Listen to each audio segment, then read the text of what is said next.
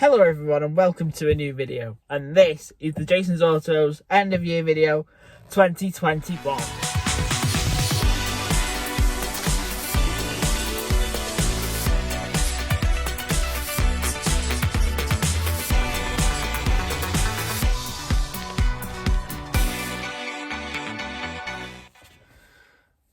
So this year's been quite a strange year. We've had ups, we've had downs, we've had all sorts going on this year. We thought we were going to come out of COVID, but we didn't.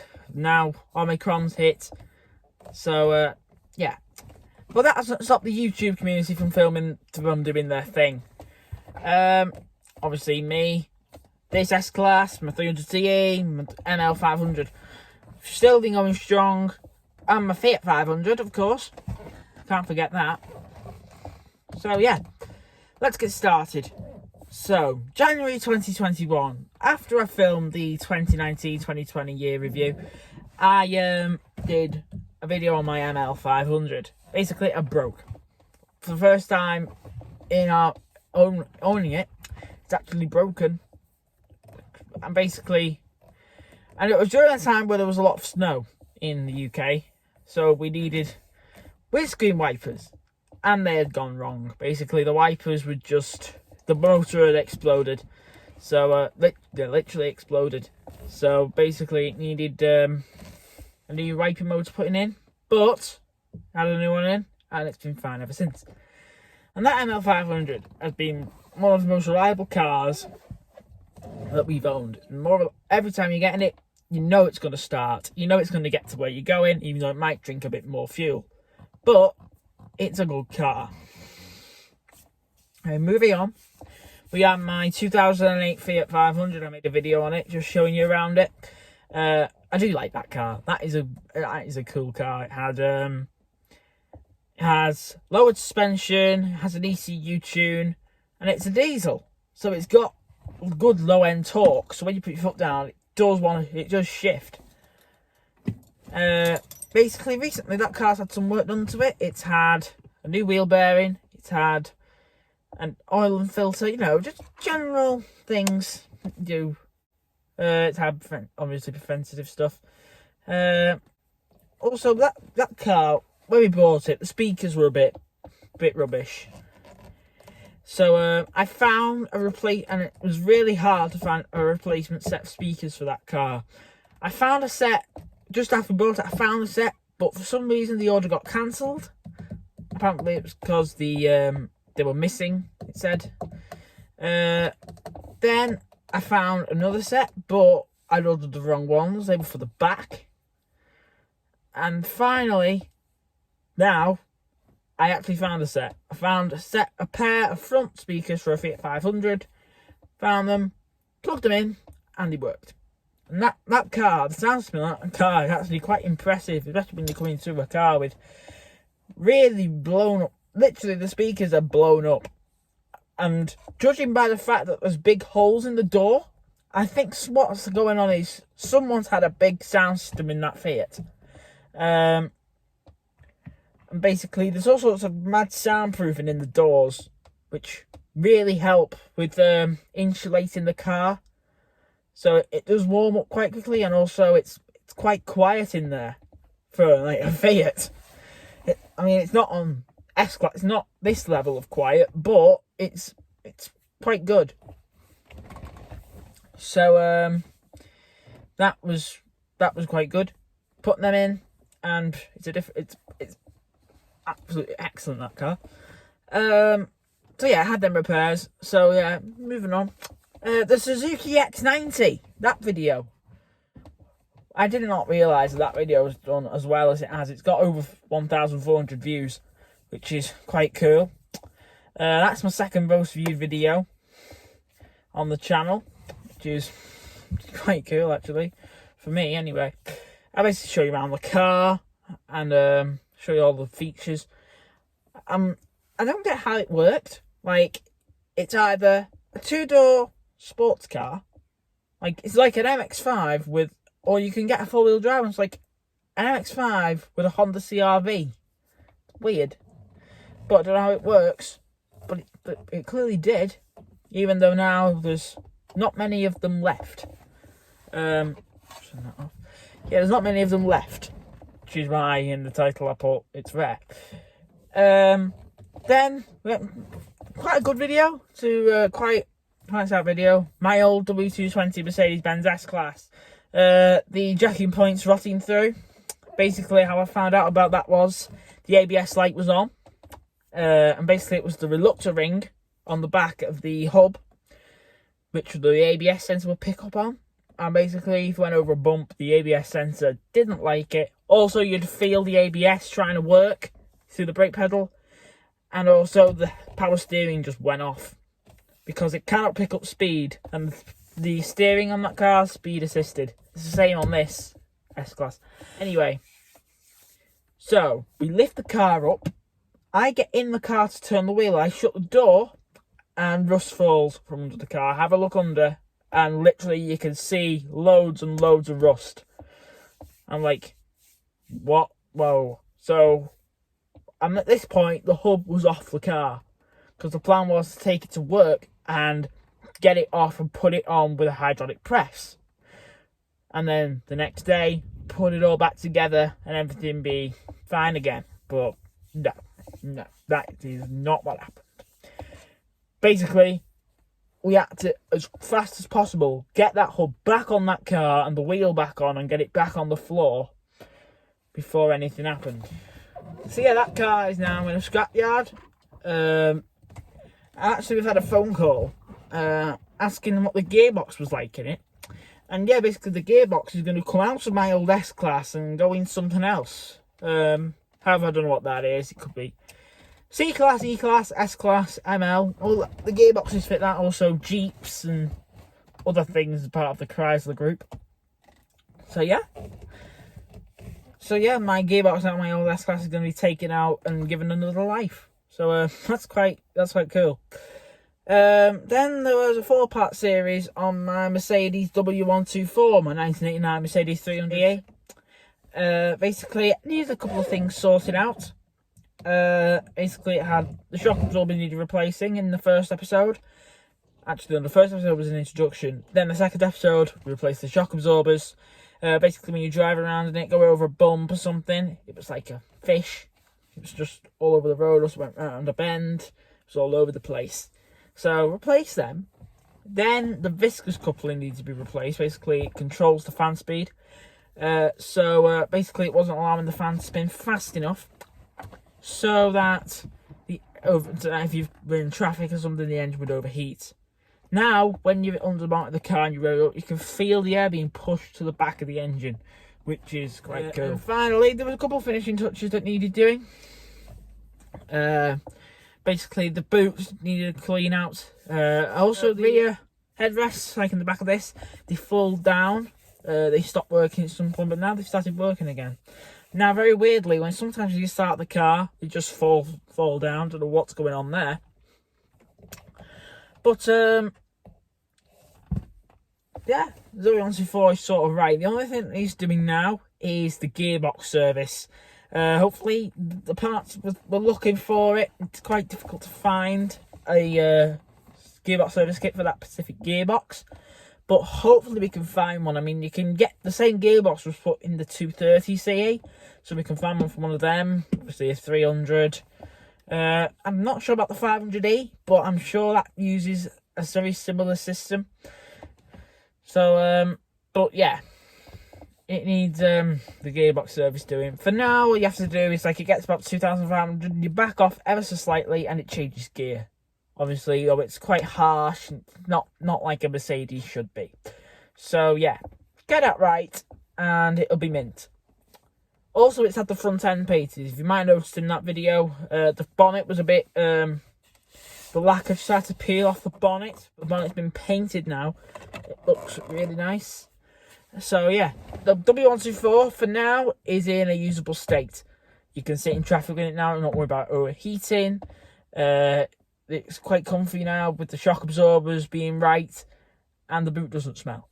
So yeah, so that was that small 4-part series there. Then the next video after that was in July July the 19th, I remember, because we'd just come out of restrictions. And it was on this, my cheap 2008 Mercedes-Benz S-Class. Now, recall that I just said cheap. It's now not the cheapest Mercedes S-Class. A week before I uploaded that video, I had the video ready to go. It was scheduled for the 19th, and it was ready to go. Actually, no, it wasn't. It was a bit later on. I filmed it on the 19th. Now it's scheduled for a couple of days later. Anyway, in the meantime, a YouTuber named LMC Drives uploads a video. He's bought an S-Class just like this for £2,200, S350 petrol. However, though, his car, I think in the long run, this will still be the cheapest S-Class. Because his car had a handbrake fault, an ESP fault, it needs a service. I think there were a couple more lights up on the dash. But, I mean, the handbrake was about £100, I think he said. He made an update video, I watched it. Handbrake was about £100, obviously, and then postage to and from him, because he's in Ireland, and it comes here to the UK, England. It had an ESP ABS fault. Basically, on the back, it was the ABS sensor. It needed that sorting. And I actually thought that the ABS and the handbrake were linked together. Turns out they're not. Also, now he's got an issue with his driver's seat switch.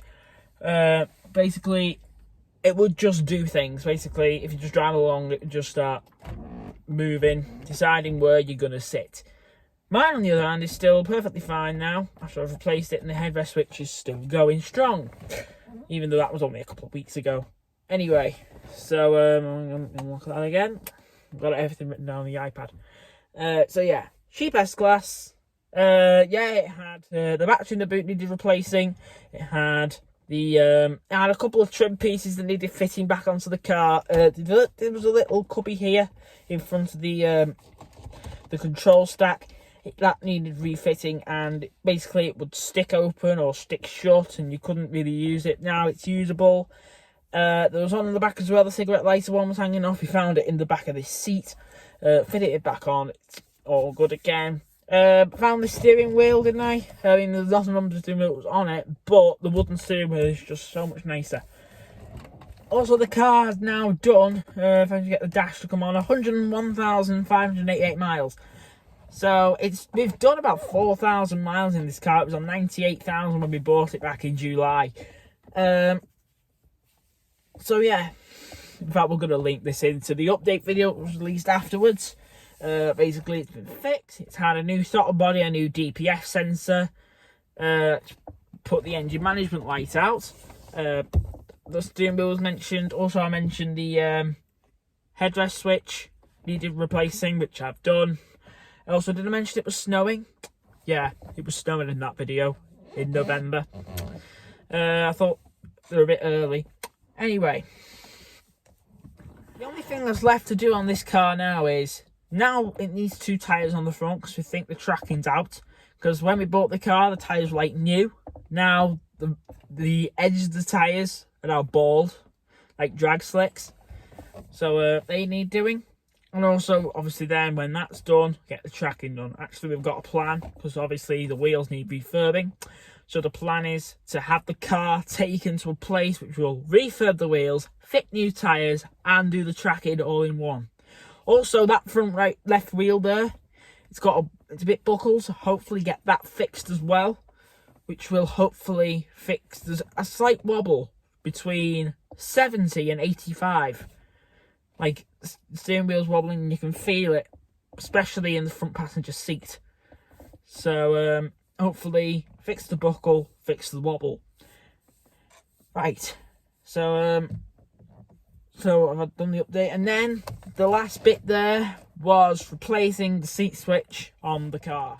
It wasn't too bad, I don't think. I think it's a lot easier than the W220, mainly because on the W220, the actual switch was bolted, was like off the door, if you know what I mean. So like you have to hold it in place while you refit the door card. So then, also on the W220, you have to remove the door trim, the wooden trim, which you're probably going to risk breaking. There's clips behind it, they broke. You have to refit the clips, you have to do all sorts. On this, it was just 2 screws and a load of clips on the bottom, and it just pulls off. So yeah, this is a lot easier. This car is for some reason a lot easier to work on than the W220, and also this car has been a lot more reliable than the W220, of course. Starts every time. We've been the lakes in it. We've been to Birmingham in it, to the NEC. It's done a good few trips, and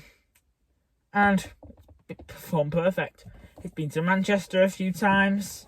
It's gone to Altrincham a few times. It's where it came from. So yeah, the car has been really well behaved.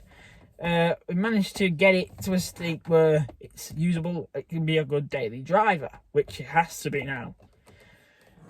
So yeah, that's it. That's all the videos. 8 videos in 2021. My goal is to next year upload more. I feel like now I've got nothing else to do. I feel like when I've got nothing to do, I should make a video about something. I've got an idea to make a video about my ML500. Basically, it's the last old school Mercedes. Basically, it's got that old feeling, of like it's built to last.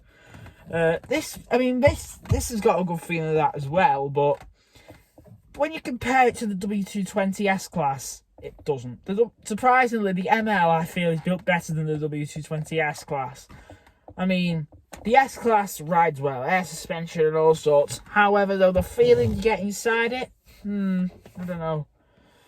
It's not the best. But the ML, I mean, that V8, it's literally an old school Mercedes. It's got that good old V8, the bulletproof M113 V8. It's got heated seats, so it's comfortable. The interior is durable, and that car has got hundreds, if not hundreds of thousands of miles left in it. Which you know, it'll do it. I mean, the only problem with that car is rust, which is the problem with most old Mercs. However, though, the only part from that is it will rust, but it will keep going. The car can only probably be a shell. Like, there's probably going to be a chassis left on that ML, but it'll still be going. It'll still go. It's so well built. Anyway, I know people criticise the first generation ML, but I think it's the best ML. I mean, the ML that came after it doesn't have low range or 4 ETS electronic traction system. Those are the 2 things that make that ML different from the later ones, which I think are very cool. Anyway, so now I've got a couple of extras to throw in. First of all, there's a clip of my ML500 out there. It's not just me filming these cars. If you remember, at the end of last year, R35 Addict did the drive-by car meet. And basically, we went in the old W220 S-Class. It looked cool. He held one earlier this year, and I took the ML500. And basically, here's a clip of the ML now. Oh, look at this ML500. Go on, lad.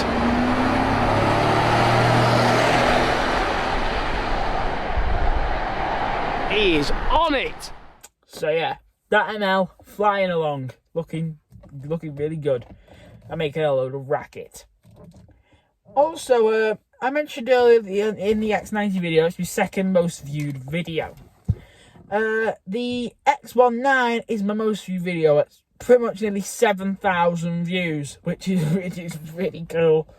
Yeah, I can't believe that video has done so well. Just like a minute and 3/4 of just a Fiat turning over and starting up, and it's managed to achieve nearly 7,000 views, which is really good. Also, on that subject, recently I've got an email off YouTube saying that the channel overall has surpassed 10,000 overall views, which is quite good. So thanks very much for that. 10,000 views. Let's hopefully rack up 20,000. Also, I said in the S-Class update video that I was going to do an update on my ML500. Well, I did one, but I don't know where the footage has gone. However, though, I'm going to do one now. So, here's an update on my 2002 Mercedes ML500. So here she is, the ML500. It may be a bit quick now because, as you can see, it's about to get dark. So, not really much update really. Basically, there was a couple of little things. First of all, the boot latch. The boot latch had stopped working. Basically, it would be like that, locked, and when you'd unlock it, it would stay the same. But now it's working properly. And while we had all of this cover off here, ever since we've had the car, the rear windscreen wiper hasn't worked. Well, I mean the washer. The washer in here had never worked. You had the wiper but no washer. Turns out it still blocks up, so we got some compressed air down the system a few times, and if I just jump in it now.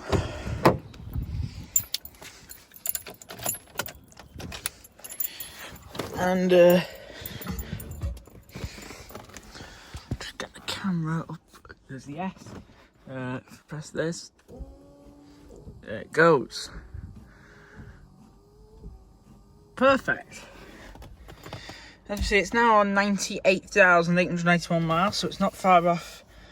It's only just over 100 miles off 99,000 miles. The engine's still going strong. As I said earlier, the engine in this car is absolutely bulletproof. Wiper blades still working. They haven't exploded again. They're still going strong. This car is totally, literally no different to the way it was before, from last year. In fact, there's the same image, sort of. So yeah.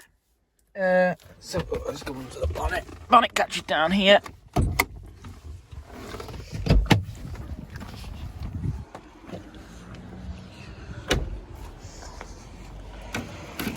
It's warm under here. It's just been doing some errands. Here she is, the V8. It had a coolant flush a while ago, so obviously it doesn't freeze. It's all good.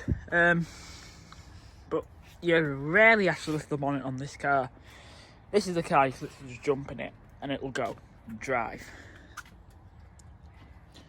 This car is fantastic. So yeah, that's the ML500.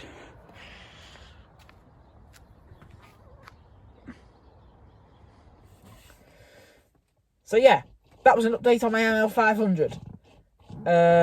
So I think that concludes 2021. Hopefully 2022 is a lot better. Hopefully more videos, more S-Class content, because I mean, we've only featured it 3 times. Also, I want to do some more ML videos. Like I said, I want to make that video on the ML, doing, like, it's the last old school Merc. Probably might want to put it up against my W124, because they say they're built to last. So, yeah. That's Jason's Autos in 2021. I hope you've enjoyed this video, and hope you've had a good Christmas and a New Year. This will be coming out in the New Year. So, yeah, like I said, I hope you enjoyed the video. If you did, leave a like, subscribe, and let's have a good 2022.